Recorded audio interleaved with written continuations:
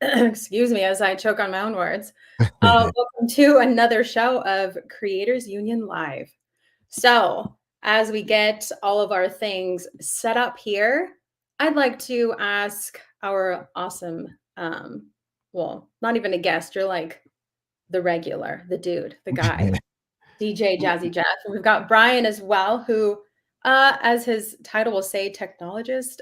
He's kind of like the genius of all trades, not like the jack, but like the genius of all trades. I genuinely consider him to be that because no, really though, like you teach me so much all the time. Thank you. It's like puts my little mind at ease always being around you because I know you're always going to be able to explain it in a way that is a way that I can understand it. So to start us off today, we're going to go super simple as I'm talking about these geniuses here on the screen. Welcome, James. Good to see you and have you with us. So first things first, I would like to know, Jeff, you're going to go first. Oh, man. We're going to dive into the 5 senses real quick. So the 5 senses, I had to write them down because I needed the review as well. We've got touch, taste, smell, see, and hear. Mm-hmm. Okay.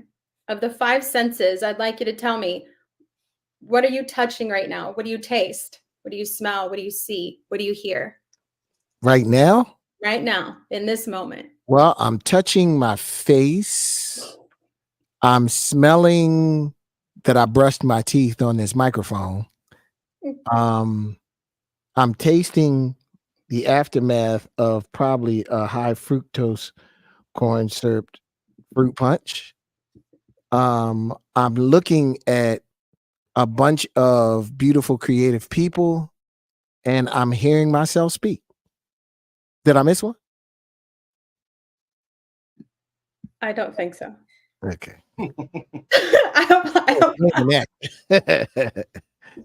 I was creating my visual, and that's the point of this, is to create the illustration in our own minds of what you are experiencing here right now in this moment, and to allow this conversation, although it's digital, it's on a screen to some format, whatever way the screen is, on a phone, a laptop, computer, TV, whatever. It's to help create a more tangible experience for all of us. So, Brian, I would love to have you share your 5 senses right now, here in this moment. What are my 5 senses? You've got touch, taste, smell, see, and hear. Okay, you're gonna have to remind me. Okay. Touch. Touch right now. What I am physically touching or feeling is kind of these arms of my chair, which are textured. I really don't know how to translate that. See. I see what is going to lead to what I'll hear. And that is, I'm going to have to bite Jeff, right? Is some interesting, creative people. And I think, own individual types of genius across the board. And so I'm seeing that I'm going to be able to hear and partake in a conversation that I'm going to leave with some new insights and new knowledge from. Taste. Honestly, I'm tasting a boiled egg, but because I've been on meetings all day and I jumped in, and while you guys have been getting ready, I've been snacking. What I sense is, and I think this is maybe the more important thing, I sense that us here and everybody in the audience are on the verge of and part of making the future happen, frankly. Did I get? I don't think I hit 5, but that's good enough, right? Here, you did see, you did smell, right? He did taste. I did not do smell. You did not do smell. Yeah, smell. I smell cannabis because I smell cannabis right now. Okay. Not literally. 420 yeah. Figuratively, right? That's funny. Yeah, in honor of 420. But it goes back to the conversation we were having, and honestly, I'm going to go back to conversations I've had today about health, wellness, the unlock of creativity. That I'm not promoting it, parents, but the unlock of creativity and some of our bindings that we find from things like cannabis. So, you make people work, Parisa. Boy, you're alive. Why not show up to it? Right. Why not? All right, James, you ready to hop in on this question? Or Uh, this share? It's not really a question, it's more of a share to help create some tangibility in this conversation. Remind me again of the senses, So we've please. got touch, Yeah. taste. Let's do touch and taste, then we'll go to the next three. Go for it. Touch, aluminum of the accordion thing that's holding up this laptop. It's very aluminum, like steel. Okay. Yes. You Taste. forgot the other one? You forgot taste. She just gave you two. Taste is the ionized, hydrated, essential water that I have been drinking, which is thankful. What is Do it? you guys know that? Do you guys know that Parisa is So a let's water? focus, James. Is a Focus. water? You're at Is smell. her, You're at her smell. ability to drink a lot of water is amazing. Keep going. Yes, that is true. I like to be hydrated. Smell. What do you smell? Oh, funny you should ask. In my little bachelor pad here, I bought a little aroma candle because it's important. It's meditation. It's patchouli and frankincense specifically. In case you Okay. What do you see? And then here. Oh, I see California green trees. Lots thought of you were talking- greenery and shrubbery of the San Fernando Tri-City Valley. And what are you hearing? Police. The helicopter. Popo. Yeah, a lot of. I feel like I live near some kind of landing strips because it's always flying above me. So right now it sounds like LAPD. Love it. All right. I will chime in on this. Yeah. Touching. What am I touching? Well, I have a lot of pens in front of me. But my favorite one is this one. And this is the one I usually am holding, or I'm holding this one while we're on live. So touching this, tasting the pieces of chocolate that I have next to me, because that's essential. Smelling. What am I smelling?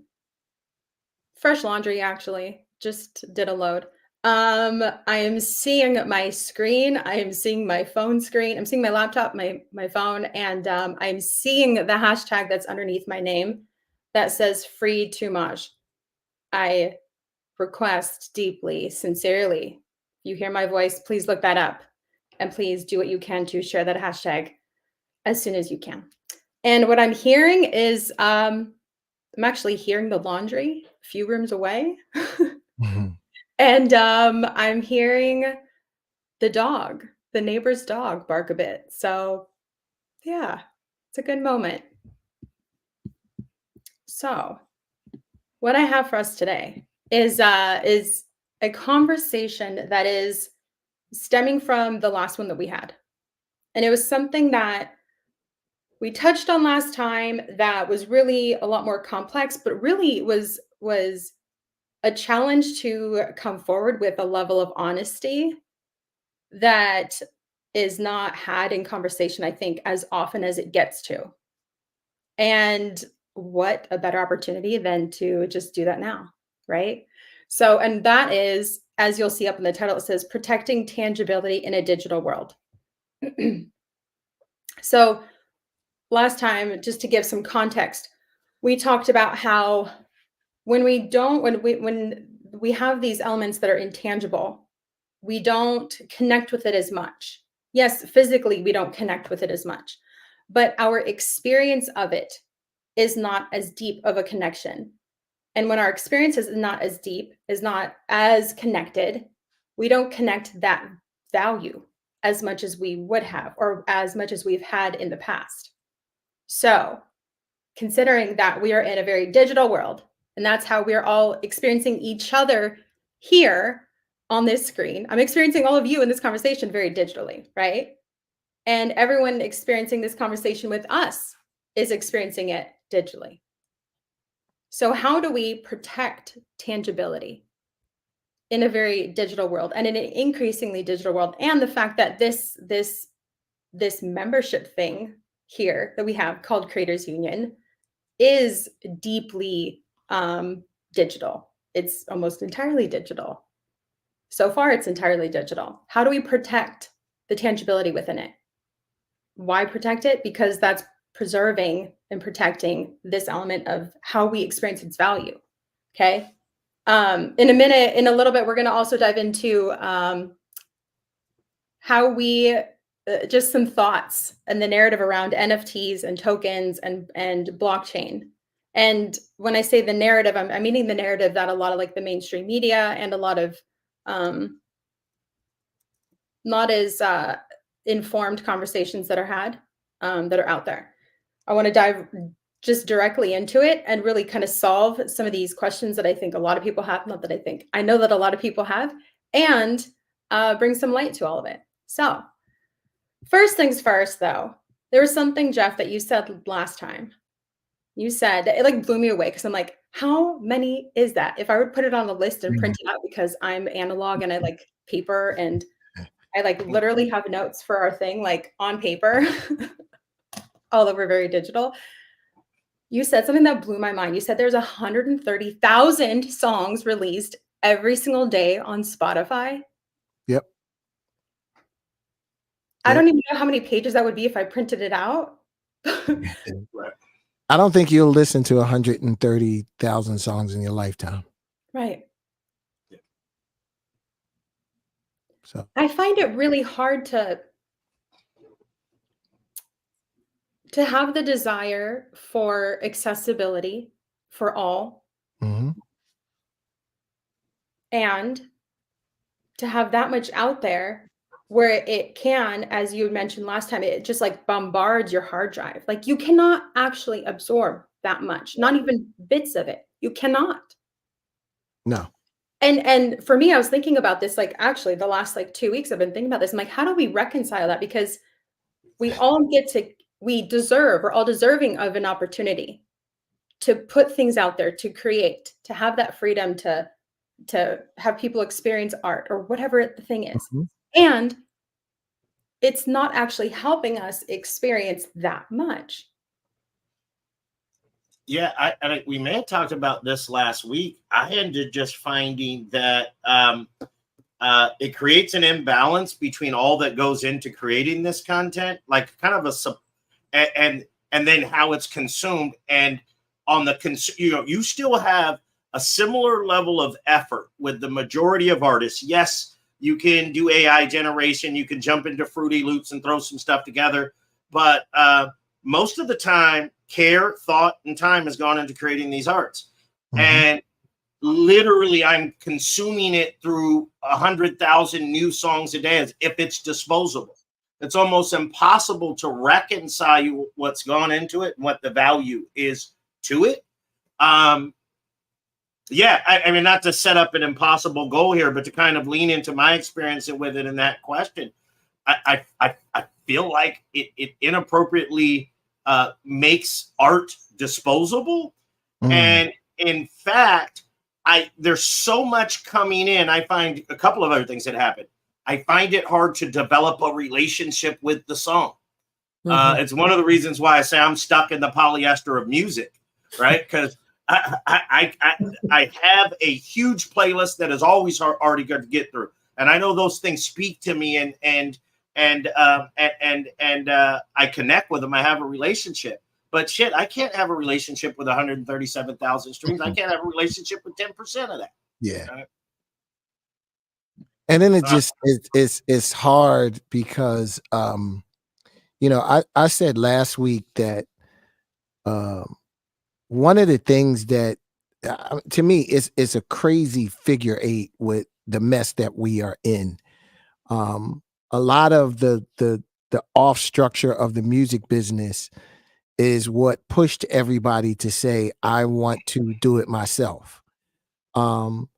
And I kind of equated it to a club because, the first thing that a lot of people get accused of is, they're gatekeepers. They're keeping the good stuff away. But there's a side of that I kind of disagree with the fact that I feel like gatekeepers are like the security in a club. You can have bad security that gets paid underneath the table, lets the people in that they want to let in, and keep the people, that they don't like out. And then you have good security that kind of follows the rules. The one thing that I think is worse than bad security is no security. And because if you don't have security in the club is going to go to shit really fast. And I think that's basically what we're having. Yeah, we did have some bad gatekeepers that, I've had a ton of them that you start to realize that this music that I hold so dearly to me is not going to come out because one person doesn't like it. That one person is the gatekeeper. But the problem is when you take the bad gatekeeper away and put no gatekeeper up, you have 130,000 songs released today that a humongous percentage of them don't even get one listen, which kind of blew me away because it's kind of like 130,000 songs and the person who owns the song don't even listen to it. Yeah. Interesting. Let me add one point. Go ahead. Yeah. I just want to double tap that because I too am stuck in the polyester. I love that, by the way, Brian. It's amazing. I guess the polyester moment that I'm having is recollection of working in the record business and how long it would take to actually put out a record and how frustrating that would be to do what we call the 16-week cycle. We built things on a 16-week cycle. And it drove me crazy because it was so long. But when I think about it, the one thing I will say is like, it took a long time because we were developing artwork and we were like building a narrative around the song. And there was like a world building around the song so that it wasn't just disposable, that, even if it went to radio and radio didn't pick it up, like it's still like an important like song. And we had many songs that like you release to radio says no, but like, it's a great record. And you still you figure out a way to get it on a movie, or you figure out a way to get, and I wonder if what you're saying right now is that we've lost that like that quality control around the actual composition itself and like protecting the composition and not just thinking about, right now we're thinking about one platform, Spotify playlisting, right? Versus like we would think about like, where does it sound in a movie? Where's it in a museum? Where, and maybe that's sort of part of the answers around the protection of the asset. It is trying to protect. It is trying to protect the asset, but trying to figure out how to fix it, you have to fix the problem first. Yeah. Like you got to fix the problem. Like, if we weren't telling everybody, I'm gonna let my cousin in the club for free and stop you at the door for everybody to say, I want to open my own club, we probably wouldn't have this issue. So it's kind of like, I don't know how we can fix 130,000 songs a day. We probably need good gatekeepers back. Otherwise, it sucks because, I find myself scrolling on Instagram, and I found so many amazing musicians and producers and singers and MCs, like they're out there.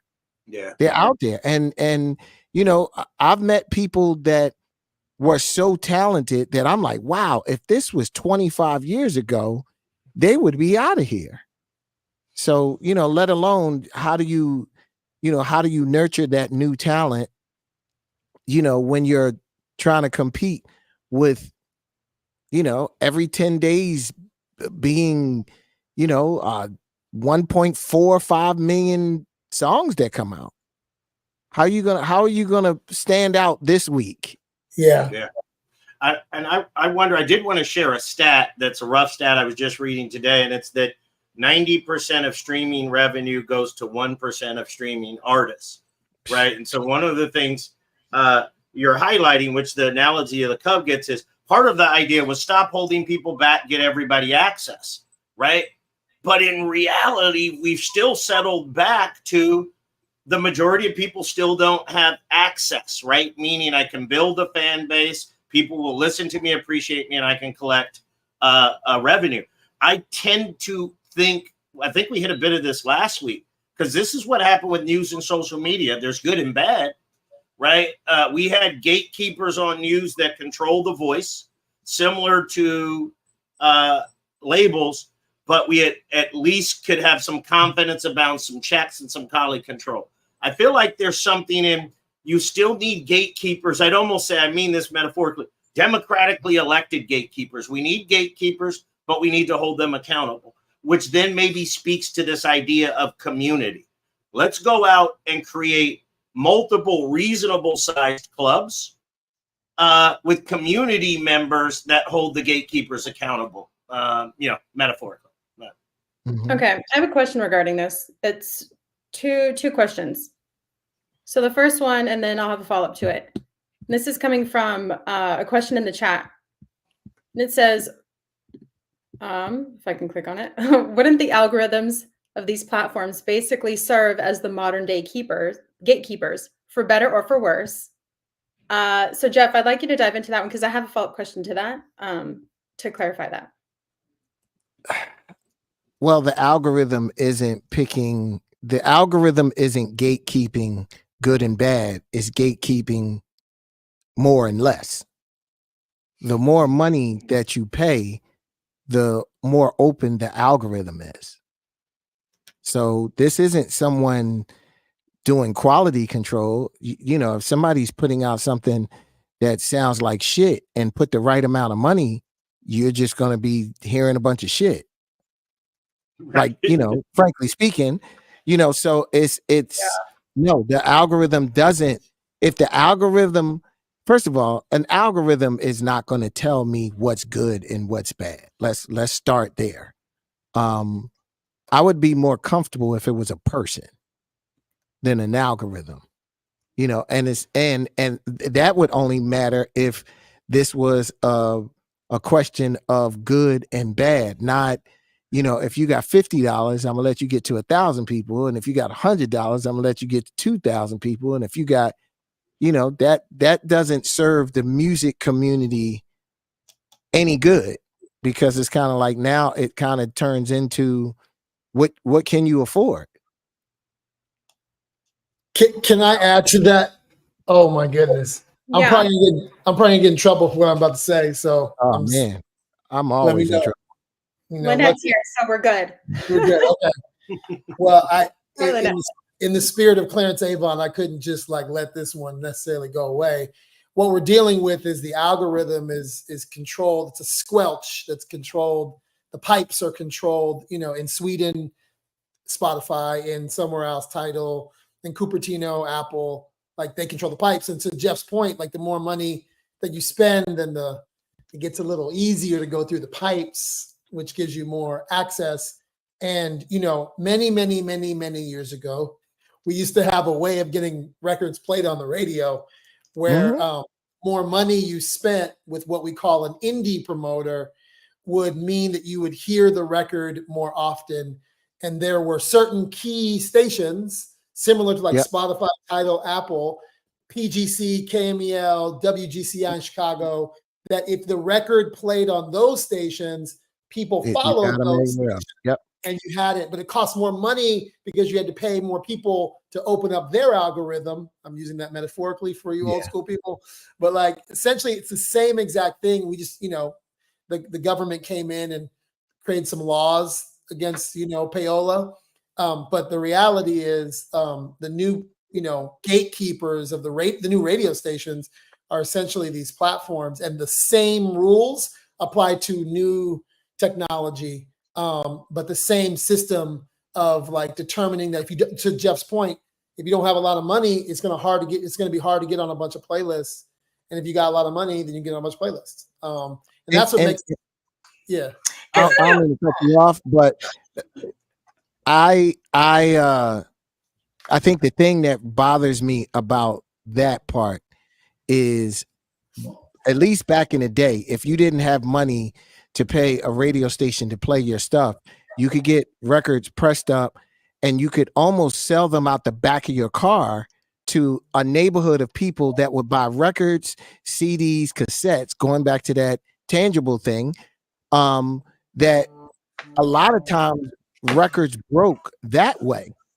Okay, the radio station doesn't want to play it, but if everybody in New Orleans is blasting Master P, listen, the radio is going to follow the people. So they start playing Master P, and then somebody in another state starts saying, what is that? Everybody on the street is playing this. Every car that goes by is playing that. We don't have that ability anymore. Once we took the tangible asset away and put it in the cloud, you can't sell cloud storage out the back of your car. Exactly. So that level of independence and being able to cut through the madness is gone. Yeah. Well, I was going to say, it's funny that you brought that up because it came before. I think so. Coming from the Bay Area, right? In a sense, honestly, I think Too Short and his cassettes were a bit of what I see as the original blockchain-based distribution. I know that's for later conversation. We'll unwrap it, right?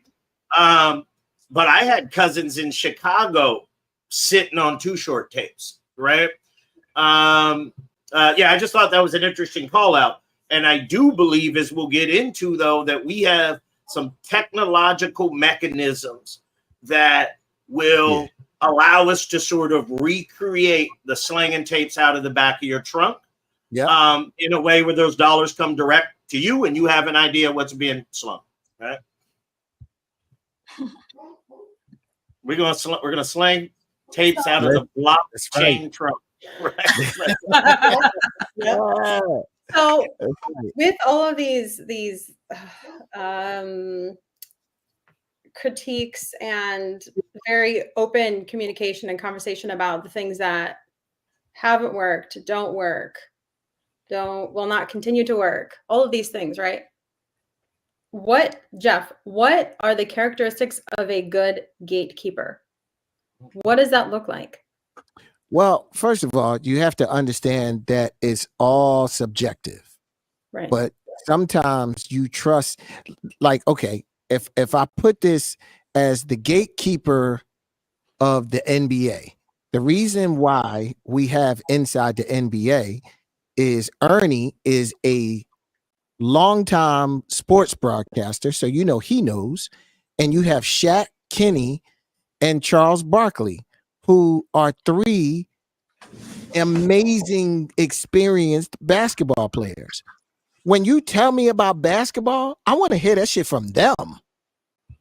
I don't want to listen. I get the barbershop talk, and that's cool. But when I want to know my facts, or I want to know why someone did something, I want to hear it from someone who has a certain level of experience. So I think when we're talking music, you kind of need somebody that has some level of musical experience. You might not like their opinion, but at least you know that they have somewhat of experience to be gatekeeping or letting out, because this really comes, like I said, music is is relative. It's if you like it or not, but somebody who I can't let 130,000 people in a club, I'm gonna have to pick the people who are dressed nice. Right. I love that analogy. Okay, Lynette, please, I want you to dive in on this because you touched a bit on this last time we started to talk about it. So I'd love to give you a chance to hop in on this because you're dressed nice today too, so we can let you in. Am I? First off, I was thinking about how we were talking about how payola is illegal, but now it's called a boost post. Thank you. And I'm There like, it is. but the difference is that you couldn't have tracked money exchanging hands so that other people could tap into the payola, whereas you can when you're paying and doing it all online. Just wanted to just thought I would just throw that back Zuckerberg is the real Philly South Jersey gangster. That is indeed a fact. No, Yeah. not a fact. Yeah. That is an opinion. based No. on my perception of the industry before I end up getting in trouble for something. Can't say it's a fact. But no, so there was that. And I also think, as I'm looking in these comments, like, you know me, I'm a word, look, it says word nerd for a reason. I'm a stickler for semantics. And so I want to caution away from gatekeeper. And I don't know if we need to find another word because I don't know. It just has a bad connotation. I know the essence of exactly what you mean, but I also know how the interwebs love to get caught up in semantics, and I'm here to make sure those things don't happen. So everybody in the chat that's talking about gatekeeping's bad, the man is bad, like the word gatekeeping gets a bad rap. Let's all just put it there. It's fine. So the security. So the security. Security get a bad rap. But I think it's a little bit different when you're talking about now. Like gatekeeping and curating to me are two completely different things. And I think that we should stop using gatekeeper and start using curator, because if you think about the art world, you trusted a curator because you trusted their taste. Now, each one has their own, and you as the consumer or connoisseur of whatever this thing is could follow the curator you liked, the gallery you liked. I'm just using art. But in general, I think that's more of what I know. That's what more of what you mean is just having there be someone who is a trusted authority in some way, or at least a knowledge base and experience, good taste that's been proven, being allowed to, you know, guide people to what is considered good quality. But again, like I said, we all know what you meant. But I just know that the internet loves to get caught up in the stuff that's not always the most important, and let's focus on the thing. I think, well, interestingly enough, I'm pleased with how everybody in the chat, and by the way, everybody, we are watching all your threads interacting, kind of got gatekeeper and embraced it. But I agree with you fully. And again, you know, obviously we have a curator, not a gatekeeper here, but a guide that we can use to discover music we can make a relationship with here in Jeff and James, who is also DJ Rich Cacao. What it did dawn on me, though, is what streaming, you know, the death of the radio DJ, right? Streaming killed the radio DJ. Yeah, anyway, I agree with you 100%, word nerd. Lynette, thank you for clarifying that. To touch on a bit of what you said, Lynette, I think that these, someone in one of the chats mentioned the term guardian or steward. I love the term steward. It holds so much meaningful weight because there's so much intentionality and respect for whatever it is, you know, you're stewarding over. But something you had touched on about these curators. And something that we mentioned last time was about, I have it written, it's the, you know, is the value in the music or the medium. And I think it really is so important for us to connect in this conversation that these curators, as this new term we can kind of use interchangeably now, these are the people that really help connect the value to the music, the value being in the music, versus the default going to whatever the medium is. If the medium is, I'm not saying the medium is bad, because the medium can be whatever the medium is. However, if it's the music that is the desire to really connect to and experience that value of, I think it's these curators that really hold that, not the power, but they hold great impact or potential impact to really help people connect with the value being in the music.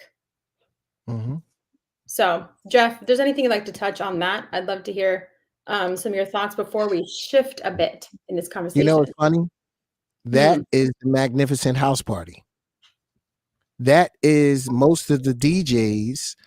I mean, I know there's some DJs that are forced to have to play what someone tells them to play. But you know, I often talk about before, you know, we got into this Radio One thing that everybody could own a radio station. I remember driving with my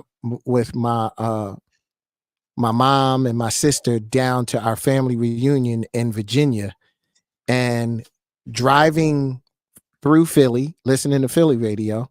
And when we got to Baltimore, it was the hit records that you knew, but it was also Baltimore stuff that I didn't know. And I enjoyed that. And it was the same thing when we got to Virginia, that you kind of heard the sound of the city, but you heard the sound of the nation too. But you kind of got a chance to taste some of the local cuisine musically. And I think, like, that was a really good mix to be able to know what was, what was hot in certain places. But it got to a point that you can pretty much drive from Philadelphia to California and hear the exact same playlist. Because the radio stations are told you got to play this song, this song, this song, this song, that there's no real variety. When it first started, the variety was with the DJ in the mix shows. And then that kind of went away because a lot of the DJs were told you can't really play music outside of this playlist that we're told that we have to play. And then it just became sterile. The fact that I can play whatever I want, however long I want, I don't have those radio station rules of the song has to be. I remember when it was don't make a song over 4 minutes. Then it went to don't make a song over 3 minutes and 30 seconds. Now it's almost like the song got to be 2 minutes and we got to be done because of the short attention span. But it's kind of like to be able to play that Luther Vandross or that Parliament Funkadelic record that was 15 minutes long and you enjoyed every single piece of it. You almost have to get away from the traditional structure and the way that things were done. So I'm just kind of like, yes, the DJs were the curators. A really good DJ is Rich Medina is an amazing curator. Natasha Diggs is an amazing curator. Like, they might not play shit that you heard, but they're always going to take you on some level of a musical journey that can't be predicted. I don't want to be able to predict the end of every movie that I watch. I want the surprise. I want the usual suspect and the dude walks straight at the end. And I'm like, oh shit, I didn't see that coming. That's kind of how you want to give music and have those musical experiences, or the way that we used to have those musical experiences. So yes, we do need people. I don't want to sound selfish. We do need people like me that will curate something and give somebody something that they can't expect. You have all of the time in the world to curate your own playlist now. But I want to go and see what he curates. And what happens is once you get people to trust your curation, that's when you start to build a fan base. That's when people say, oh man, I'm just gonna rock with him because he's always gonna give me something that I can't drive home from work and turn on the radio, and those same 10 songs that someone paid them to play, I'm gonna get something a little bit different. Yeah. Jeff, where do you get your variety from? Other like-minded people like myself. Like like I said, I'll scour the internet, and if I hear something that I think is good, I grab it, I put it in, and I figure out a way to present it to people. But that's me. You don't have to be famous. You don't have to be rich. You don't have to give me $1. If I think this shit is dope, I'm going to present it to somebody, because that's how I used to set my crates up. I used to go on the wall and pull stuff down, and I'm going to pull stuff that you know, and I'm going to pull a bunch of stuff that you don't know, because I like the reaction of, I enjoy streaming now and someone say, hey, Jeff put me on to this band, called Giddy Gang from Norway. Hey, Jeff put me on. I didn't know that much about Salt, and Jeff put me on. Like, I enjoy that. Because if I'm discovering it and I'm saying, oh my God, this is amazing, I want the people that listen to me to say the same thing. Yep. Yeah. I would want to throw in my 2 primary discovery sources for new music outside of the likes of Jeff, right? And tuning in, and my algorithmically generated Apple Music stream. I do discover stuff there. Is the homie group thread, right? We all come across songs, stumbling, you know. So we're doing kind of community curation, putting each other on songs, and then, frankly, honestly, it's television and movies. I am constantly sitting there with Shazam. We, as like Raphael Sadiq is music coordinator or director for a couple of shows. Michelle Diacello, right? I end up finding that somewhere in those shows, I pick up a new track that I fall in love with. So I just thought I'd share the homie thread and Shazam watching TV. You know what? It's interesting because I do find myself to be like a Shazam McBurglar. I'm always like I feel like McBurglar. Yo, for real. Remember McBurglar? You know McBurglar. Yes. But that's how I feel. Teresa's like, here goes these references.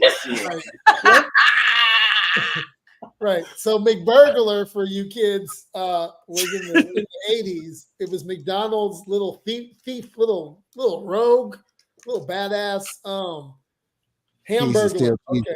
The Hamburglar, that's it. I know what that is. Okay. I gave his own name. But seriously though, I feel like the world, because I travel so much, I go to so many cities, like there's also like a warmth and depth of like how a record sounds in a certain venue.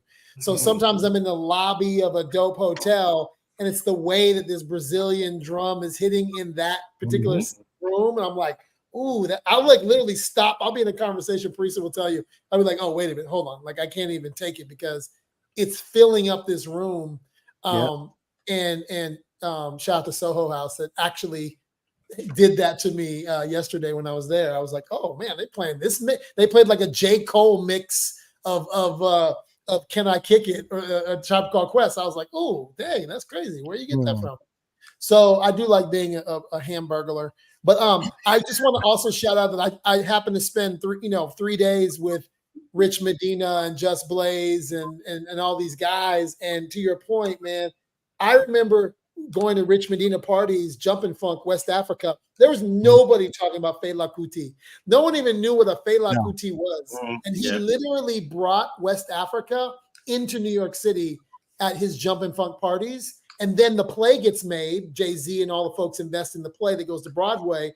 But pre all of that, like making the composition into a brand that people knew, it was Rich Medina who by himself ushered in West Africa to New York City. I tell him that all the time. And I would know nothing about Fela. And then I also got to give a shout out to Louis Vega. I would know nothing about Hector Lavoe. Absolutely nothing.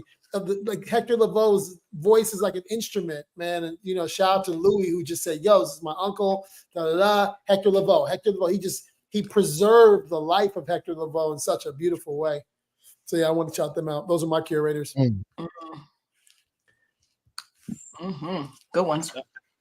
I do know, Parisa, at some point when you talk tangibility, I'm dying to, Yeah.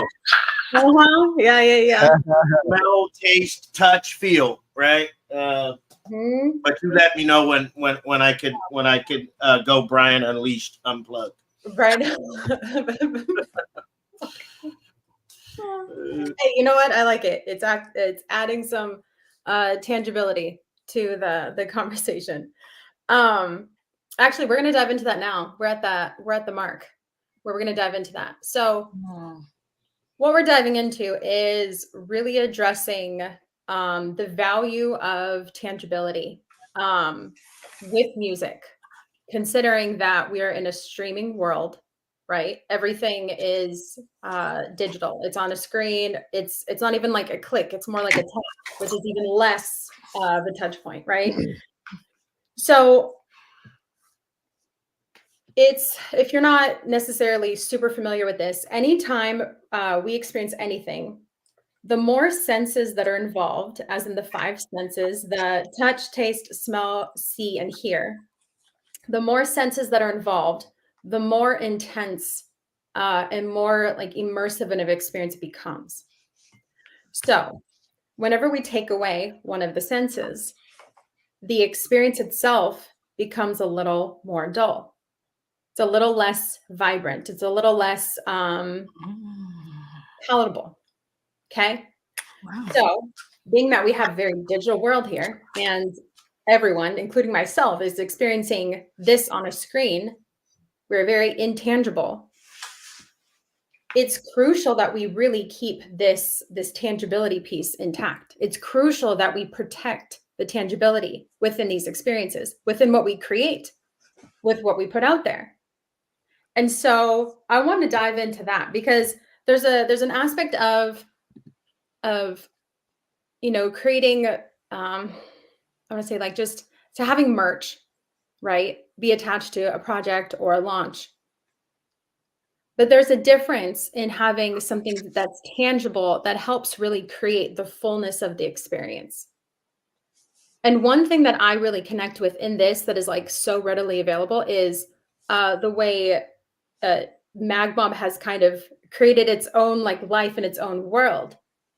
And not being someone that wasn't a part of MagMob, and I'm on the outside getting to witness what this looks like, witness the connections, witness the liveliness, the vibrancy. You have this group of people who tune into your live stream, Jeff, that they're not just sitting there watching you on the screen. They're there wherever they're at and they're dancing. And dancing helps connect that piece of tangibility. Mm-hmm. Right? Because you're involving the full body. And it's something that's so simple. Yeah, it's something that's so key because I'm now witnessing all of these people. You like the bonds are incredible. Mm-hmm. It is so felt. It's so real. There's no false pretense about it. It's just like humans being human, actually connecting and enjoying and appreciating and experiencing life together. Mm-hmm. While having connected on a very intangible experience in a season of life at the beginning of COVID when everyone was separated. Yeah. So although it being very digital at that point wasn't the focus, it was the force function, right? Mm-hmm. So I think that yes, with MagMob, everyone really connecting and that culture being created is its own entity. And how can we create these experiences? How can we create those pieces of tangibility in other things, other moments, other offerings, other products, anything that's digital? How can we do that? Because we can't deny its significance here. Mm-hmm. Well, I think, the fact that this all kicked off when none of us could, use pretty much the only sense that you could would be sight and hearing. But I think, it was funny. Very early on, I did a live stream for Earth, Wind, and Fire.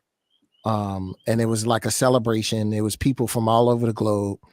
And I curated this set that I didn't want to do the typical Reasons and Serpentine Fire and Shining Star. I started digging into the albums when they had the female in the group. I started digging into songs like Mom and just going a little bit deep. And we did this live stream and they had it on a Zoom. This was one of the early Zooms. And what I'll tell you, it sounded horrible, but I was just, plowing through and just, playing these songs. But it was people from all over the globe that were Earth, Wind, and Fire fans. And when it was done, I remember Lynette was moderating. She was moderating from the kitchen. And when we were done, I walked in and Lynette looked at me and she said, I got the next thing that we're going to do. And what we decided to do is create a Zoom room for the MagMob. Like I know you're out there. I can't see you. You can see me, but we're going to create something that I can see you. And that's what started the back and forth connection and the back and forth community, with them. All the way down to the point, the early Zoom rooms, we would laugh because no one knew what to do. because this experience was so new. You know, if first of all, you know, I was talking to somebody today, and I was saying from a musical space and a DJ space, streaming didn't exist. Not for us. That all started during the pandemic. Yeah, it might have been a couple of people that, you know, had streamed once, you know, or did something, but from the magnitude that it became, it really didn't exist. So just as much as we were learning the technology and how to put it out there, everybody else had to learn the technology of how to receive it. So, you know, I'm pretty sure there was a lot of people that was like, listen, I'm in my pajamas and I got, you know, I'm in my pajamas with the feet on and I'm sitting in my living room and I'm looking at you on an iPad and all of a sudden my face comes up. Because you would literally see people and they would get on camera and you would see them jump, and it's kind of like they had to learn. Fast forward a year later, and we got people like Brown Brother Fly with 19 TVs in his basement and a disco ball. Like it completely changed. People started to understand because you had to educate them, and that's pretty much my point. If we're trying to move this to other instances, you have to make sure that your audience is knowledgeable. This is a new journey for people, and you have to guide them along the journey.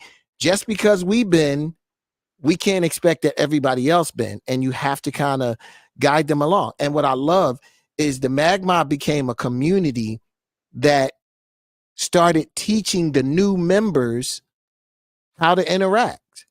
Like there were people like, yo, what is this? How do I get in the Zoom room? Oh my God, this is great. You know, and it becomes a learning process that, you know, you look up and 400 shows later, you know, we're just ushering new people. Like we got it. We understand what this is. We've had Halloween parties that we gave out prizes for costumes. How can you do that when everybody is stuck in the house? You needed to create something that allowed that community to go back and forth. I have a question I want to kind of pose to the group and the chat and everywhere. And I guess, Parisa, you seem to be somewhat of an expert on the sense thing. So if we talk about 5 senses, is there a minimum, if you will? Like, do you understand what I'm saying? Like, I think about it like, you know, if I go to a concert, there is a full, all sensory, like you know, it's everything. You're gonna smell, taste, you know, feel, all of it. But when it comes to us talking about experiences in a digital space or a digital product, what would be the parameters? You know, what would people think of as parameters for getting a certain amount of sensory stimulation? That's a really good question. I love that. I love questions that I haven't thought of myself and asked myself. And that's one of them. I would say there's not a minimum. I would say it's about intentionality. I would say that whoever is creating or curating with whatever the objective is in mind, think about whatever that objective is that it's in mind. What do you want the ultimate experience to be? And you don't have to have all 5 senses be incorporated. However, are certain ones focused on? And how do you set the tone for that? How do you create the culture for that? Because just like Jeff, you'd mentioned that, you know, you get to meet people, you know, in my words, I'm saying like you get to meet people where they're at, and that's how they're going to come along with you and you go along together. You know, if you're not able to really meet people where they're at, and then you have others that help educate and teach and show and guide along the way, and it gets lost in translation. And then that richness of the experience or the intended experience is not going to be had. So I think it's really about what the ultimate idea is, the ultimate objective is, and then reverse engineer it. Because I even think about it in a very practical sense, like some people that don't have, like, lost their sense of smell or lost their sense of taste, right? Or that do not have hearing, or they have they're hearing impaired. Like I think about all these things as it even pertains to this idea. And again, you don't have to have all five, but what kind of intentionality are you placing before yourself? What kind of culture are you creating to really help connect with whatever senses are the focus here? Does that answer you at all? Yeah, I don't think it I didn't have like a right or wrong answer in mind. I was just really curious, just something to ponder over, just when it comes to, since we were talking about music, okay, so you're streaming music, so you hear it, but then what? And You know what? Can I want to add to this really quick. Hold on, James, before I lose the train of thought. I'm like, I had it and then it went away and then I have it again. Okay. So this goes back to the 130,000 songs that Jeff mentioned earlier, where there's no way we can take in and really sit with and chew on all of these songs, right? So we become more dismissive of what's coming in, or like what we're being exposed to. And so if we can be aware of that, because that is the case when it comes to social media, when it comes to anything on the internet, right? We're constantly bombarded with input. And if that fact can be really, really taken into account about how we're actually creating experiences for ourselves first, it's going to naturally impact everyone else. Because if we're operating from a place of that we're already full, our capacity is for our I think you guys described it as like our hard drive is already full, it's already maxed out. If that's how we're operating from, if we're operating from a maxed out hard drive, then how rich of that experience is it even for us? So I think it really starts with being mindful of where your hard drive's at, and what senses you are wanting to incorporate, and then having the diligence and the discipline to learn how to articulate what that would be. I add something to that? Yeah. Yeah. So it's interesting. I want to bring in another sense that is one I'm kind of creating on the fly. I Leave it to just make a new sense. Exactly. Exactly. You're like, I'll just make up a new one. No, I love it though. That's why I interpreted Lynette's question. So Lynette's question to me was this idea of like, are there senses that we haven't created? And it had me thinking about something, because you know that I manage communities, and I just came off of like managing TED community in WhatsApp and then DJing for them physically. So I've been talking to them all year long, and then they all showed up to hear me DJ in Vancouver. And the sense that I want to bring up for conversation is a sense of belonging. Like there's something about digital belonging that I think permeates when I think about my 12-year-old nephew in Philly, who, is talking to kids in Finland, on Discord. And my brother's like, yo, why is he doing that? Like, why is he in the other room talking to his friend? Because he feels a sense of belonging in that digital community. And like one of the kids' fathers passed away, and like he was crying in his room, and my brother was calling me like, yo, he's like crying over this kid he met in Finland. His dad died. I'm like, it's because he belongs there. He sees himself. That's his crew. And so I wonder if, like, as we move from Web 2.0, right, into like this follower world, into true community, what you end up inheriting, hopefully, in this new digital transition is this new sense of belonging, which is what I felt when I was at South by Southwest, and I was with the Mag Mob. I was like, wow, this is like I just fell into someone's like family reunion. You ever snuck into a family reunion? Don't lie. So you ever like just pull up? I literally felt, it's like, oh, I'm in the family, and no one questions, because in our communities we're like, yeah, that must be your cousin. Boom, he's in. Oh, that's Parisa. She's a cousin. Boom. Give her a plate of food.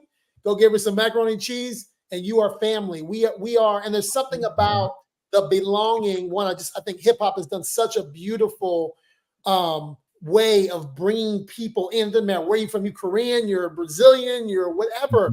hip hop has room at the family barbecue for everybody. And I wonder if that's the new sense that we sort of tap into, is a sense of belonging. James, I have to jump in because I've been sitting on kind of that for about 15 minutes, and I think, amen. There is something about, it's not the tribe, it's the wrong word, but we are social beings, right? And orienting around the experience of an artist or the experience of Magmob, it's why that makes us feel good and attracts us to a particular music genre or community. That yes, we have new avenues to replace it, but I think just leaning in on the 137,000 streams a day, it's so fragmented. You're just listening to a song. You're not savoring the experience and getting the ability to get that sixth sense that you're talking about, James, right? Like, I belong. I am part of a community, part of a tribe. Now, Magmob is a great example of how, and the experience with these fantastic. I mean, look at these. Every time I look at a Magmob chat, Lynette and Jeff and Magmob here, I'm amazed, right? Like, it is fam. And I think what the individual artist has to be able to do is, I'll say another thing. Keep in mind that it's ironic that digital is digital because it means discrete, binary, zeros or ones. It's inherently not, at its base, is not organic, continuous, infinite, right? And so one of the things we get as our primary consumption of music becomes streaming. Is we get a natural flattening of the music experience, to your point. And here, I got to get my plug in. Look, I'm going to look at Ohio Player's album. There's a whole journey that we lose, right? For a lot of people, you cut this baby open, you smell it, right? You feel the vinyl, you read the liner notes, you see who produced it. You get, forgive me if this offends anybody, right? You get imagery that, at least for a lot of young males, we'll remember for the rest of our life. Ohio Players albums all day. right? All day. But kind of jumping on my track that I want to throw in, because I agree with the community part. I also agree that the tangibility of it and the senses should be and can be a continued journey and as we digital flattens things, we can't serve pictures along with it, or we don't traditionally. We don't serve lyrics or liner notes or production credits or the backstory of how it was created. So the digital flattening of the way we consume our music strips out a lot of extra context that is the basis for us building a relationship with what we listen to. And to your point, James, I think online communities and technology thoughtfully deployed can help us replace that. Can I just add one thing? Because it's crazy. I've been thinking about this because I'm heavy in my edits right now, and I DJ with one of my friends, Anthony Denby. He just out edited me. So he had every edit ever for any record, and I was like, he's like, I know he's gonna be mad. And I DJ'd after him, and so I just started going into this journey of edits, and I was also thinking about positive usages of AI. And I was in the shower and listening to this Stevie Wonder edit, and I was like, the whole time I'm like, oh my gosh, look how much room they left me. Look at all the horns they gave me. I just saw the composition elongated of all my favorite parts of this digital composition, right? Like they took your favorite horn part of the Stevie Wonder song and they gave it to you over I was like, oh, that's beautiful. And so I was thinking about positive usages of a composition. Man, that's where the curator comes in. The great curator knows exactly that bell, exactly that drum, exactly that background. And I'm listening to SoundCloud and I'm like, man, there's a whole generation of people that really appreciate the craft, down to like the way someone at a barista in a coffee joint is going to talk to you about a bean for 30 minutes. You know what I mean? Like there's some craftsmanship and there's some craftsmen out there. These keyboards behind me, these are my cousin Xavier's keyboards. Like he's preserving keyboards in his studio. A bunch of people are really thinking about the preservation of it. And I just was thinking about it relative to music, man. There's just some people who are doing, as a part of the 130,000 songs that are released, we probably haven't even counted SoundCloud, where there's like a bajillion edits and mixes that are released every day. And just, some really amazing people who are taking their time with these compositions. You just made me think of something that we might need to explore. I think we talked, Jeff and I have this running joke about Instagram, right? And about our algorithm and what we want to see. And I said, it is my life's work to say that all I want to see is good music, food, and puppies. I don't want to see anything else. And so I want to see recipes, food, recipes and food. I want to see puppies and music.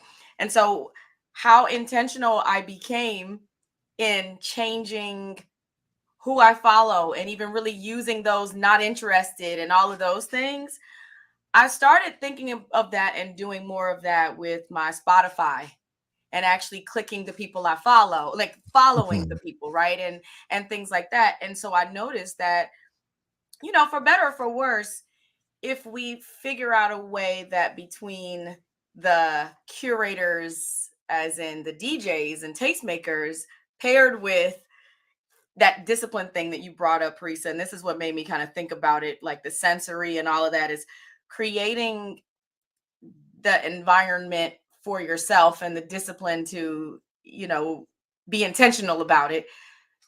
We have to figure out, that's an exercise that we might want to do with people and just say, hey, we're going to do a screen share and watch Jeff curate his Spotify. And say, all right, everybody look and watch Jeff, and he's gonna scroll through here. These are here's who I'm clicking. Oh, I'm gonna follow them, because you start out with the basis of the artist you like. And then over time you discover more and actually click those and see just how much smarter, if it's possible. I would watch that all day. I would literally just watch him. You will watch that? I would watch that channel. That would be a crazy channel to watch someone how they curate as a curator. Listen, that's what I was telling you about DJ Markey. Who? Like when I told you the story about DJ Markey in Brazil. No. Listen, in the middle of the pandemic, it might have been from Daniel Crawford, Kaidi Tatham, Stro Elliott, James Poyser, and DJ Markey from Brazil would go to the wall. And he has a massive record collection. He would pull the record off of the wall. He would take the cover to the camera and show it, the front cover and the back cover. He would take the record out and he would play it. We watched that shit for 6 hours. It was the most amazing thing in the world because he curated it. But yeah, but I'm saying because you all are great to that, you're the purists, right? The pros, the audio, the professionals and all of that. And there are others that are in there, but I'm talking about just for if what we're hoping to accomplish is for the greater good of the community, right? Like, I think that taking it a little bit more broadly is, hey, everybody, I love music. I love all things music. I'm not going to get as caught up in what drum was used, what keyboard, what plug-in was used, what all of that stuff. I know about it by occupational hazard, but I don't get lost in it in that way. And I know feelings when I feel them.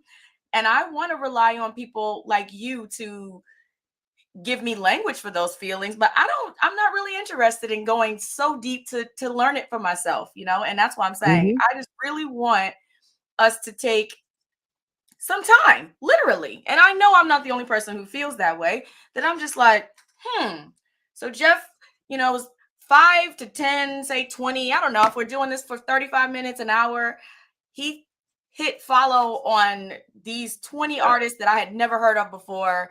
And, because then I've done this where I'm able to say, all right, well, just let the little Spotify algorithm play, not that radio DJ thing, because that thing is trash. But just in general, like if you like this and let it play, I've picked up on a couple Yes. of songs that I've loved that I ended up sending Jeff that I had never heard of. So I've seen how it can work well. And I just think that drawing more attention to making these tools, because they're not going away, drawing more attention to making these tools serve the purpose we actually want them to, so that we control it more to the extent that we can, I think would go a long way. And and it creates that level of tangibility, because now you are invested, because you're making intentional choices about controlling the environment and the experience that you're able to create for yourself. And I think it gives it more, it's deliberate, Lynette. I love it. Just to underline it, score, co-sign it, is one is part of the, we're talking about I just describe as connection. I've used this word relationship to the music. The songs I love, I have a relationship to them. And I think that physical act of actually deliberately engaging, even to try to steer the algorithm, one kind of helps establish that connection to the music versus just being sounds and bits that flow past you. I also think it does a couple of things, though. It's one, that part of building a connection with, say, Jeff, in sort of opening the door and allowing you to see what happens behind the scene. But it also gives us a way to experience somebody like DJ Jazzy's Jeff's curation in a more efficient manner in this mad world. Right. I may not always be able to sit down and listen to a 2-hour set, but if I watch how he decides what I like, I pick up what he likes. I pick up what he likes. I gain that. And then lastly, the genius in I think in a surprisingly powerful idea is I also hear you saying he's teaching us how to better interact with our streaming platforms to get what we need out of them. Right. Oh, and one more thing while I had the mic. I do want to know what snare drum plug in. So don't write it off for all of us. Right. But well, there's space for that. That's my point, though. It's like you could actually have both of those things being accomplished, in a number of ways. There's an entire production live stream series completely dedicated to that. Parisa, you know what this reminds me of, and maybe we can talk about this later. I know I don't want to take up all the rest of the time, but just a thought. Last week, when I was at TED, there was this conversation about taste and where does taste come from? And Parisa actually one time asked me, she was like, someone called me a tastemaker. Like, what's a tastemaker? And I remember having this conversation with her, and I was like, as a pre-internet music marketer, which I need to define that, it is important, like that because those of us that marketed things before the internet and after the internet, it's different. I've done both. I'm just saying. And but before the internet, like someone in New York City either had taste or they didn't. There was no followers. Like that was just someone who really understood sneakers or understood like a great restaurant, a great hotel. Like they weren't like trying to become famous for being someone who knows how to find a good vinyl store. And there was a question last week at TED that was basically like, in a world of infinite possibilities of Mid-Journey being able to paint whatever picture you want to paint, what's the role of taste and the importance of taste? And it just became a question that I just like started like running with, is this idea of like, is taste inherent? And can you cultivate it? And I sort of landed on this idea of like travel and experiences. Taste is a result of like having these amazing experiences. I always say Jeff is the first person to take me to Europe. And I remember landing in Paris and literally hearing this radio station called Radio Nova. And I was like, what the heck just happened to my brain? Because they play Bjork and Wu-Tang in the same block. I was like, wait a minute. Like you can do that? In America, we don't have that. And I feel like traveling Europe gave me this new sensibility and new sense of taste because I had that experience. The same thing happened in Brazil and all these other places. But I think, but like whether you travel or can't travel, because that's what the internet can bring you, is like how much time are you spending in the Persian room? You know what I'm saying? How much time are you spending in the other rooms where I discovered Gagoosh, who's an amazing Iranian singer, because I started DJing in the Persian room. So anyway, I think that there's like, how do we actually travel, either jump on a plane or use the internet to go in the rooms where no one's really hanging out at.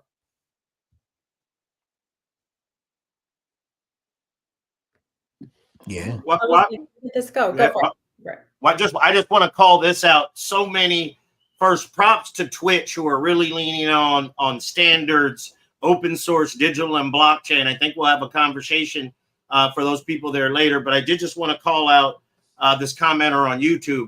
And they said music consumption for some can be like taking a shot of liquor, probably cheap liquor, or swirling around cognac in a glass to enjoy every sip. Yeah. And I think that speaks to the census. You are the tastemaker. if you're the tastemaker, you can't define how someone tastes. Exactly. You know what I mean? You can only just put it out.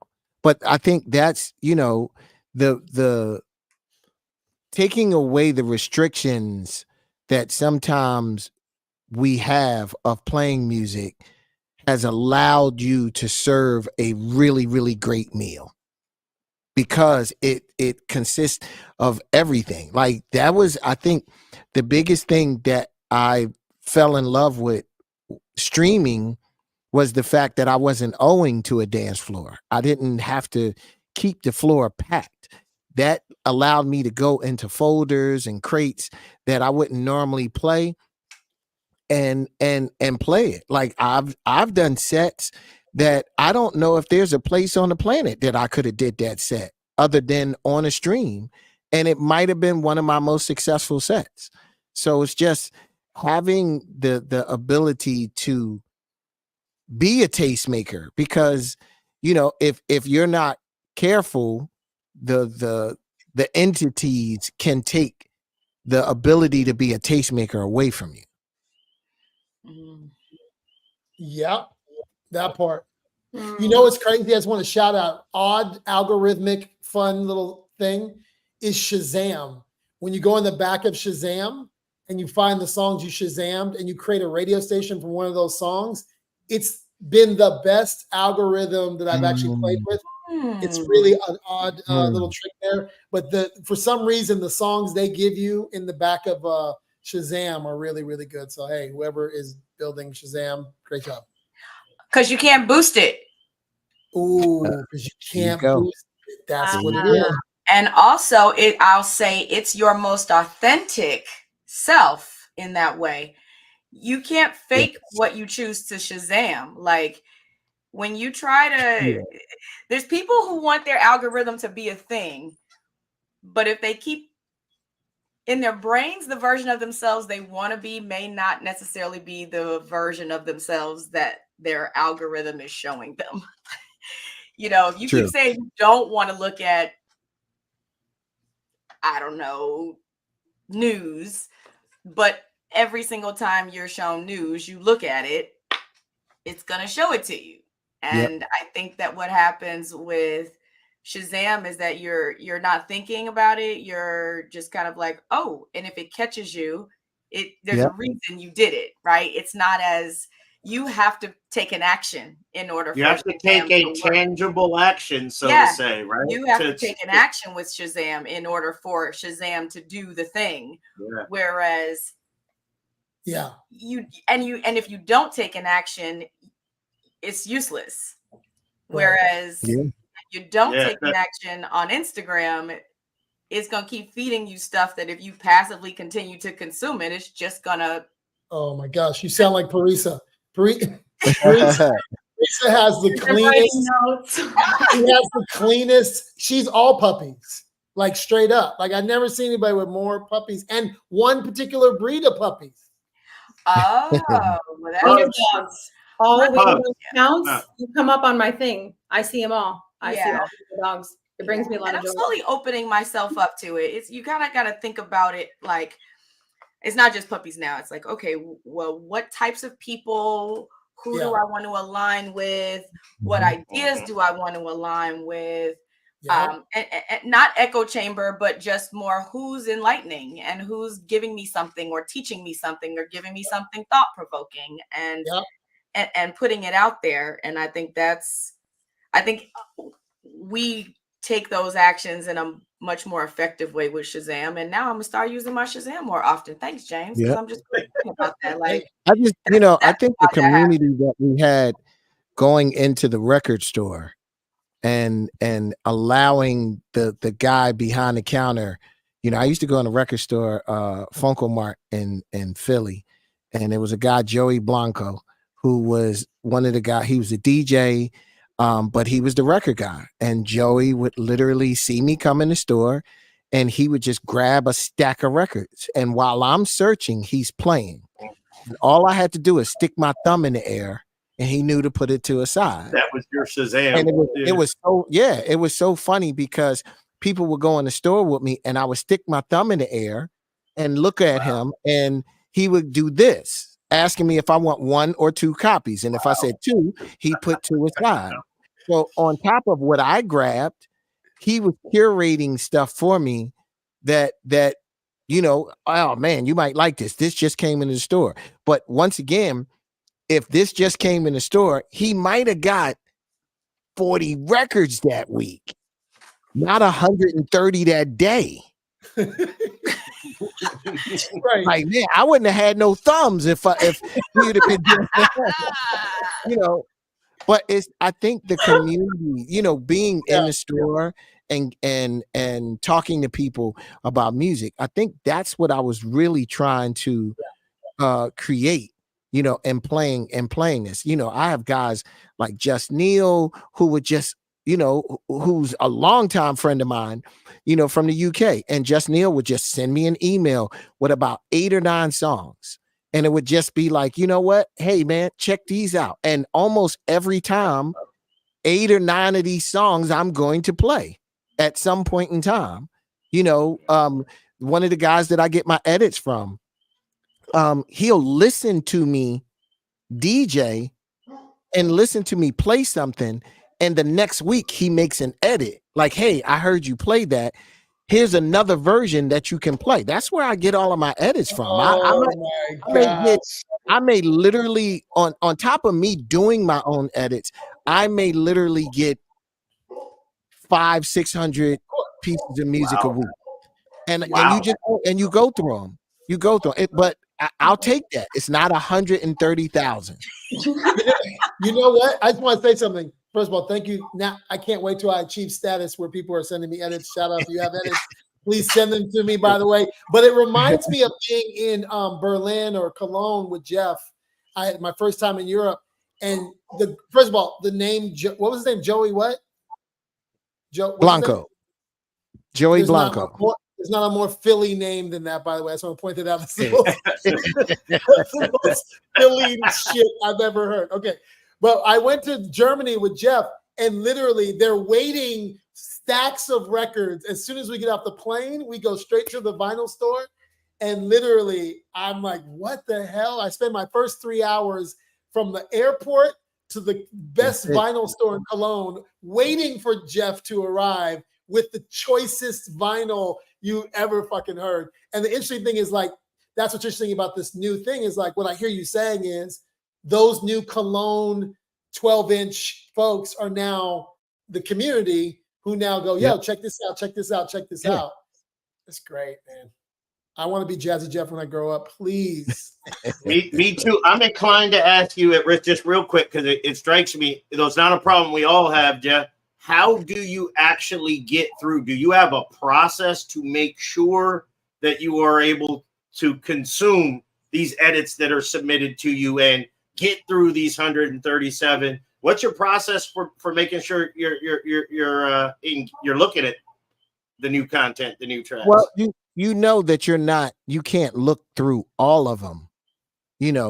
Once again, I'm gonna go back to, if it was 130,000 of them, I would never be able to go through all of them. But if it's 1,000, if I chose to listen or go through 200 a day, which is not hard.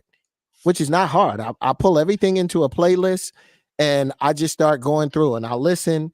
And a lot of them, the edits, I don't have to go through as much as the new stuff. Like the edits are only edits of stuff that I already know. This is just a different version of what I can play. But the new stuff that I don't know anything about, you just give the time to give it a listen to see, oh man, let me see. There's a ton of times that I have played stuff, on a stream that I never listened to the record all the way through. Right. Like because a lot of times I don't need to. Right. Like unless you do something really dramatic and go from a great record to a horrible record, I pretty much trust my ears on listening to the first 30 seconds. Barry Gordy, you gotta hit him with Barry Gordy said you gotta get him with the first 5 seconds of the record. It's trash. Don't hit me in the first 5 seconds. Motown. But once again, that's going back to curating. That's going back to listening. That is kind of like, let me put this together. And I appreciate, you appreciate the people that trust your curation. Right. Like that's the beauty of it, because the good thing is not every time I play, I'm curating something. There are times that I'm a curator, and there's times like we just gonna fucking party, and you have to be able to differentiate, because sometimes people don't want to learn. I just want to dance. This is not the learning time. I just want to dance. And you just have to know, that's why a lot of times Wednesdays are more, okay, this is the lunch break. I got people at work. I'm not trying to get you in trouble and have you dancing in your seat. I want to play something that, and I'm also somebody that I don't like and I will go back to the gatekeeper thing. I am somebody that I don't subscribe to. I got this record that nobody else has, and I'm not going to give it to you because nobody made that shit specially for you. All of this music is to be shared.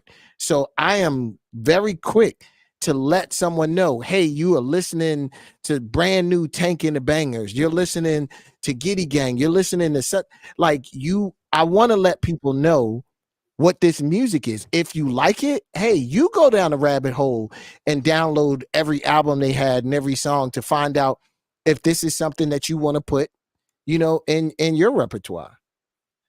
It's also, sorry, when you're talking about the first records, I'm trying to explain to you how tall these vinyl stacks were. They were the size of a house. And Jeff's not listening to every single one. He's like, ooh, grab a piece, boom, boom, boom, boom. And same thing, I'm sure, as you get these tracks. But I will tell you, last week I went to this party. Shout out to the folks at Dante's who brought this. They brought their entire Dante's onto the ship, and they just had crates of vinyl. And I just found myself in the corner while Rich Medina's DJing. It was back to the old school, sitting on the floor, just reading liner notes, just feeling. Yeah. Seeing where it was mixed at, where did they mix this record at? Oh, the same producer they used here. Look at the shout out to the people in there, man. It's just that feeling of, I know I sound like the old school dude in the room right now, but man, let me be the old school dude in the room, because I feel like that's what? That's a part of the senses. Yeah, that's a part of the senses. If you're just hearing it, you're missing something. Yeah. They really are. Like it's the story, it's the narrative, and we don't have music videos even. And I'm not even sure how I felt about music videos when I was paying for those things. But I feel like we have to figure out how to use this experience. And I just go back to like what Rich Medina did for Africa, like, and what you just did last week, at the Kennedy Center with Eric B. It's really like Rakim. Yikes. Like it has to be presented in a way where you appreciate this in different contexts. Where to me, hip hop just has this longevity. I was just thinking about it today. I found some B-sides, Tribe Called Quest stuff. I was like, wow, like there's just so much resonance with our music. And what does the display of that look like digitally, physically, experiential? You look at what's happening with Vegas and U2 and the Sphere, and what Usher did with the Strip and how he brought Atlanta. So you felt like you smelled Atlanta and looked like Atlanta. Like like, where are we headed? You know, when these compositions now have these other palettes and places to kind of paint these pictures.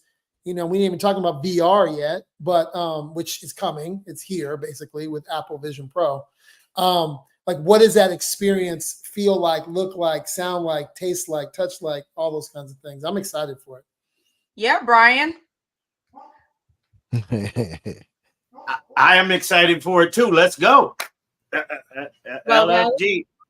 Yeah. I think we're You know, Priesta, sorry to cut you off because this will be part of it. How much I'm dying for this group here to dig into detail into that conversation. So I'm looking forward to it. It's going to be good. So guys, we're going to be wrapping up here in just a second. And something we didn't really get to touch on too much today, but we're going to dive deeply into next time is really connecting with the concept and then the value of the intangible goods, aka NFTs, tokens, all the other synonyms that you want to use for that. Because I think there's a lot of mixed feelings about all of it, and there gets to be, and we have a lot of knowledgeable people here, not on this now on the screen, that can share some light and share the knowledge that would help create some clarity around all of it. And ultimately, with that clarity, it'll help empower all of us to move forward with greater knowledge, greater understanding, greater ways to apply these things, really, and integrate. And we get to adapt together, right? So that's the key here, is that we get to adapt to these things together, and we get to choose with intentionality what we want that to look like. What's the objective? What's the why behind it? What's the point? And reverse engineer it back through. And today, I'm going to say my final words before I let everyone else say their final words. But my take-home message or take-home learning today was thank God when Jeff was going like in store to buy music that there weren't 130,000 releases because he would have no thumbs. I wouldn't be here.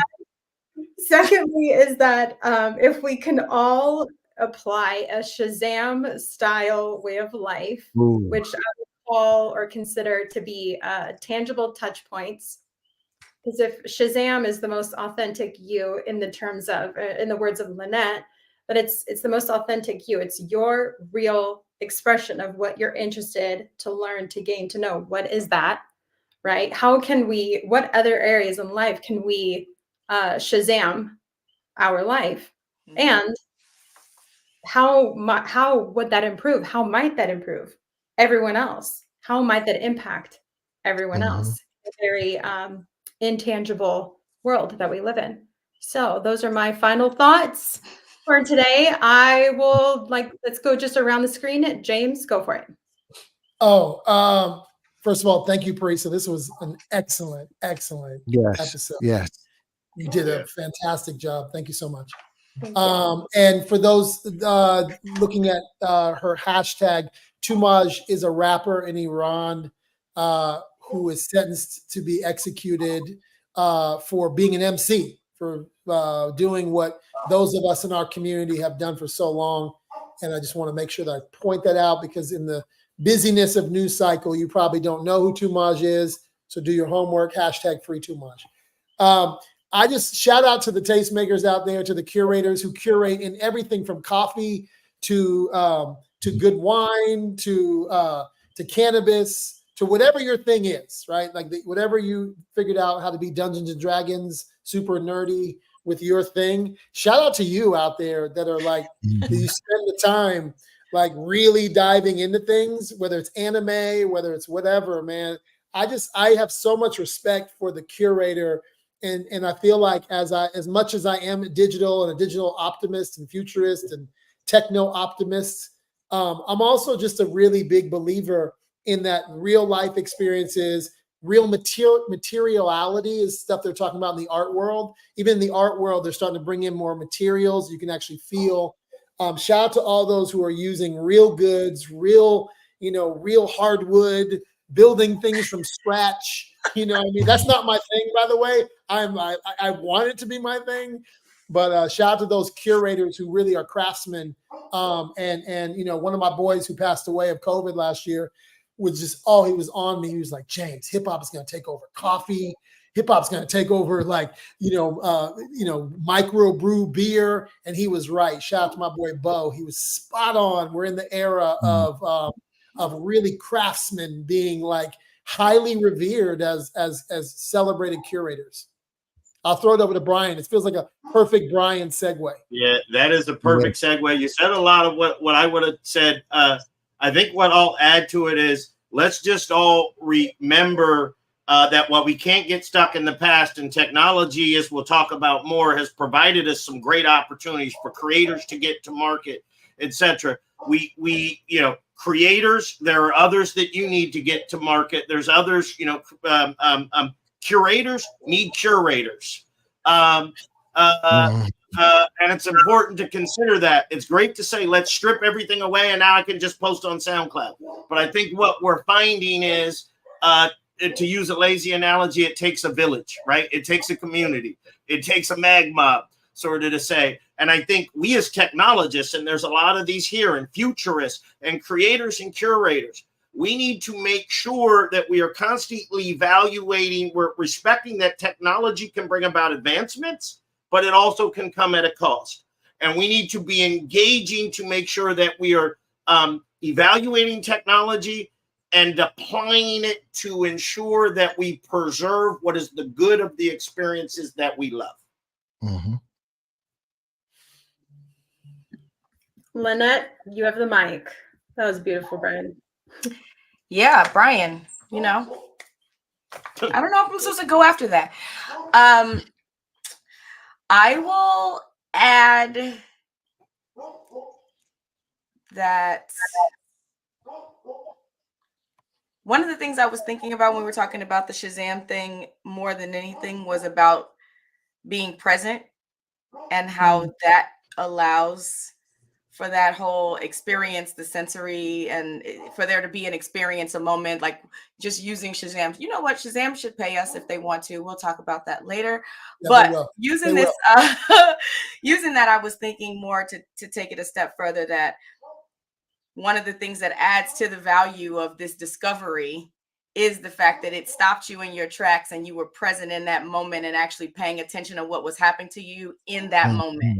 And I think that when we start to talk about how we exist in these digital spaces, that needs to be kind of our North Star of how are we going to take an NFT, dare I say, or a digital asset of any kind, or a digital experience, and allow people to find a way to be present in it, and what that looks like. So that's kind of been my takeaway, that, in this whole conversation, it's all been about, A, you still need humans, and B, you still need to be present. And, I'm excited to see where that conversation goes. Mm-hmm. I'm so proud of the NFT mention too, Lynette. Yeah. You beat me to it. He's like, yay! Yay! But no, this is fun. Take it away, DJ Jazzy Jeff. Yeah. Well, piggybacking off of what Lynette said, I think what I am more excited about is I come from a pure music space, and making music, and this was a journey to get back to the pureness that I am. This was a fight, because not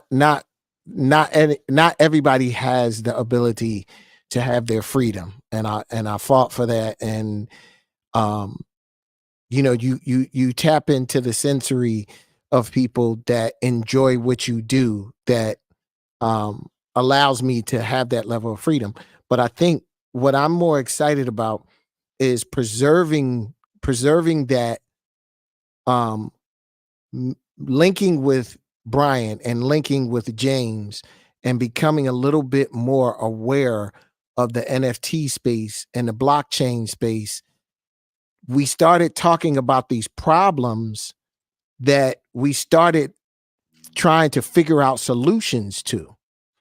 You know, how can we get back to, you know, the tangible asset? How can we get back to the feeling, you know, that you own something with the music? Like, you cannot negate the fact that when you would go to the store and you would spend $9.99 and buy that record, you held that record walking out of the store, and you came home, and just like Brian showed, you read the cover front to back. You knew the thank yous. You knew some of these people, wives and husbands, and, you know, and shout out to my manager, Jimbo. And like, you got immersed in not just the music, but the whole sensory part of purchasing this thing that had music on it. And going back to the senses, when you start pulling those things away, we don't have that. Like, I kept saying, I don't want to make it like I think we should have to pay for every piece of music out there, but I do think it is a considerable difference that anything that you want to hear, you have access to hear it instantly, and it makes you not hold on to it. It kind of devalues it a little bit. And it's a weird situation, because as much is, it's almost like someone told me, Jeff, you can have any record in the world. And I'm like, oh my God, this is the best thing ever. Until you realize that somebody put out 130,000 records today. And you're like, oh shit, I don't have time to listen to all of this. And I'm not going to listen to all of this. I don't know if this is really good. I really enjoyed Joey Blanco putting his thumb up, asking me if I want 1 or 2 copies, and that curation. And I'm excited to get to the conversation when we can bridge these two things together, to almost let people understand that pretty much what the whole Creators Union is going to show you is how we can take it back to having that tangible asset in a digital world. I'm gonna drop the mic on that. Joey Yes. Blanco, Done. the curator's curator. Cut the line. We're done. Joey just called. It's a wrap. It's over. Bye. So good. Oh man. That's good. Yeah. All right. I'm excited. Yeah, I am too. Next This is week. great. Happening next week. 7 days. Count on it. Set the Yeah. expectation level high. Sounds good. Let's And go. I might play some music next week. Ooh. Matter of fact, I'm gonna play some. Hey babe, right. should I get him a go out song? If you got one, I'm never gonna going to turn down a song. Ooh.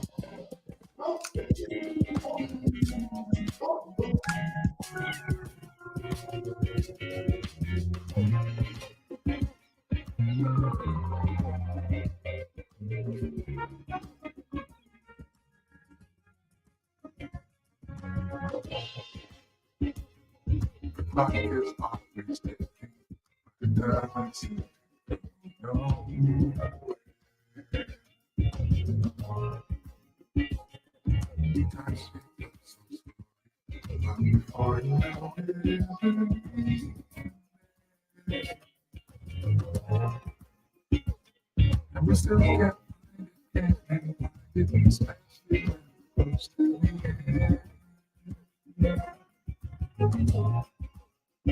we'll just have to keep moving forward in it until the moment when I'll take my time. You just take your time. We can do what do.